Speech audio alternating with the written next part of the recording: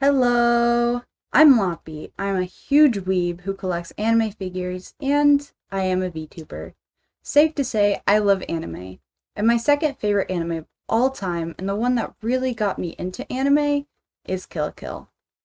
So, imagine my surprise when I was scrolling through YouTube and I saw this video. NANI?! What? Okay, so alongside being a weeb degenerate, I'm also a feminist. I am what some might consider an SJW femoid. Just a little colored hair dye, and I am basically the stereotype. And as far as I'm aware, feminists have not canceled Kill la Kill. In fact, like I mentioned earlier, it's one of my favorites. So I watched the video and thought it was silly and wanted to respond to it. It also gives me a great opportunity to talk about an anime that I hold near and dear to me. So here's a summary of the video and my thoughts on the matter interspersed with some footage of the video itself. This video is in the typical anti-SJW response YouTube video format, wherein someone reads an article and responds to it. It focuses on an article by Amelia Cook, also known as Anime Feminist. In said article, she criticizes Kill la Kill's more problematic elements.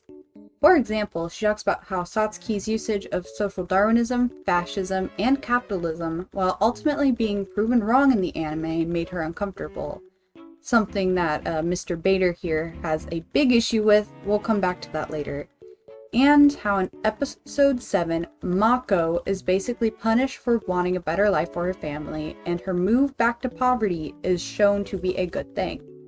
By her own admission, she loved and still likes Kill la Kill, even with her criticisms of the show. Her last paragraph contains the sentences, "I can criticize and enjoy it. Realizing that might have taken me a while, but it was well worth the journey." Keep that in mind while we go over the contents of Mr. Bader's video. That will be relevant later. So now onto Mr. Bader's response. He starts off with this absolute banger of a hook. Take a listen. Okay, that's good. Hey, what's up, guys? I got another news article today saying if you like Kill la Kill, you're basically supporting fascism. From the reputable source of Anime Feminist. Is it too early to just flat out say that he's wrong? Nowhere in the article does it say that. Anyway, moving on. He starts reading the article and says it's cool that when she first watched it, she liked it and then declared it feminist.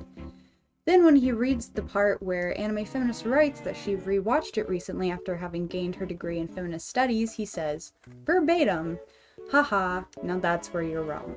You went to school, got indoctrinated by your fourth wave feminist environment, and changed your opinion on a show that really is about female empowerment." I'm pretty sure this man has no idea what fourth wave feminism is about, considering it's feminism that uses intersectionality and seeks to gain equity for all people, regardless of gender, sex, nationality, race, etc.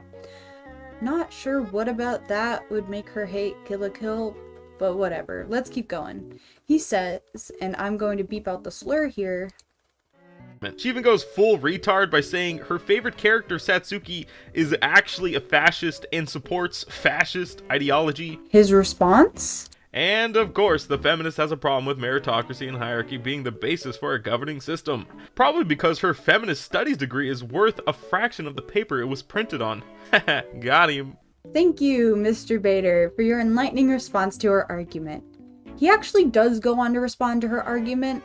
He reads a passage from the article where Anime Feminist writes, "Even though Satsuki's goal is to dismantle her mother's system, she's perpetuating the system and its ideas and leaves many people suffering because she believes her ends will justify the means." He responds, And it fucking did. Satsuki and her generals were an integral part of saving the world. Sweetheart, this story isn't Candyland, this is a war story. Satsuki is at war with her mother, and it's Satsuki's job to recruit the best of the best to stop her mother from taking over the world. Sure, many people died, and there was a clear impoverished class based on battle merit, but what's the other option that Satsuki had? Watch the world burn because she was too weak-willed to make those tough decisions? did he and I watch the same anime? I agree with him that Satsuki did not have a choice. She was raised by her cold, calculating, evil, and fascist mother, and the only way she thought to defeat her was through being fascist herself. However, it sounds to me that his takeaway from the anime is that Satsuki was correct and that her authoritarianism was supposed to be good. No! No! like, did we watch the same anime? Like, for one, the authoritarianism is supposed to be bad. That's what we're supposed to walk away with from the story. And two, that's literally why Anime Feminist has an issue with the anime. It could leave a person with the idea that Satsuki's fascism was a necessary evil to fighting her mother. Throughout the series, the characters are pitted against each other by Satsuki's cutthroat dominion. It is social Darwinism and capitalism at its purest form, and it is basically every man and woman for themselves. For example, in the 4th episode, Mako and Ryuko showing kindness to an injured classmate got them in trouble when their classmate turned out to be an undercover agent for the school. In the aforementioned 7th episode, wherein Mako's family is moved upwards in the hierarchy, they conform to the cutthroat and shallow nature of the higher-ups in Honnouji Academy. In contrast, in the last few episodes, everyone comes together. Before the final fight, where Ryuko blasts off into space, everyone has to fight together and ultimately give their Goku uniforms to Ryuko, a show of solidarity and unity that could have never happened under Satsuki's regime. Hell, in episode 22, Ryuko and Satsuki have a heart-to-heart in which Satsuki admits she was wrong and that she regretted her actions because people suffered, and she could never truly value or get close to another person until Ryuko showed her she was wrong. So, Mr. Bader here is just totally and completely off the mark when it comes to his analysis and takeaways from the anime, which ironically proves Anime Feminist issues with the anime correct. The irony is palpable. Anyway, so we make it on to the last part of Mr. Bader's video, and one that I would like to talk about. He reads a section of the article that says, "I wanted to consume anime that wasn't problematic, so I acted like I knew better by picking out which anime was worth watching because they were feminist trademarked. I was also afraid I'd be labeled a bad feminist for enjoying something that had problematic elements, which I think is a common anxiety for fans and feminists go through when talking about their favorite media." He says that he feels bad for Anime Feminist because she is afraid to enjoy anime because she, quote-unquote, are afraid they will be shunned from their inner friend circle. He totally glosses over the fact that the entire article is about how you can enjoy anime or media, criticize the parts of it that are bad, and still enjoy it. Remember that quote I gave earlier? Also, he totally proves Anime Feminist right again when he ignores a section from the article that says, "Treating feminism as a metric gives us the false assurance that, because an anime has an 'it's feminist' stamp on it, that means it's a-okay for uncritical consumption. It can prevent fans from doing real criticism and analysis, and instead just do shoddy ones that give an easy, quick answer. I can't help but feel that this goes the other way too. If you think a piece of media you love is perfect and above criticism, you lack the ability to look at it in any deep or substantial way. Anime Feminist writes in the article that feminist analysis of media is complex and it isn't black or white.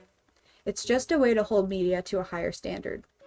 And if you love a piece of media, don't you want to analyze it, appreciate and acknowledge all parts of it, even flawed, and hold it to a higher standard? Just because someone may have issues with bad parts of an anime doesn't mean the anime is horrible or the other hates it or cancels it? I don't even know what he was going with that title. Like, the title of the video is just silly. She's just criticizing the anime. She doesn't want to cancel. Anyway, so, like, for example, JoJo's Bizarre Adventure is my favorite anime, and I love it more than anything else in the world, probably. But I can still acknowledge that there are elements of it that aren't great. A lot of it is pretty misogynistic, which might be a topic for another video. And you know what? Fuck it, that's okay. And that's what the entire article was about. You can still love a piece of media while also criticizing the parts of it that you don't agree with. And somehow, Mr. Bader felt no sense of irony when skipping over that aspect entirely to create his own narrative that evil feminists are trying to cancel an anime that is secretly about female empowerment. Anyway, this is the end of the video. No. Kill la Kill is not canceled. Thank you for watching the video. If you made it all of the way through. This was kind of a long video. The original video was 4 minutes, and this response is longer than that. Yes, so I am Loppy. I stream on Twitch. That is where you can find me normally. You can find me on Twitter at Loppy_VTuber. All of my links to my social media are down below. And just let me know your thoughts in the comments down below. I would really appreciate it. And if you would like to support my work, check me out over on Twitch, on my Twitch channel. Give me a follow, like, subscribe, and support me on Ko-fi. So thank you for watching. Bye-bye.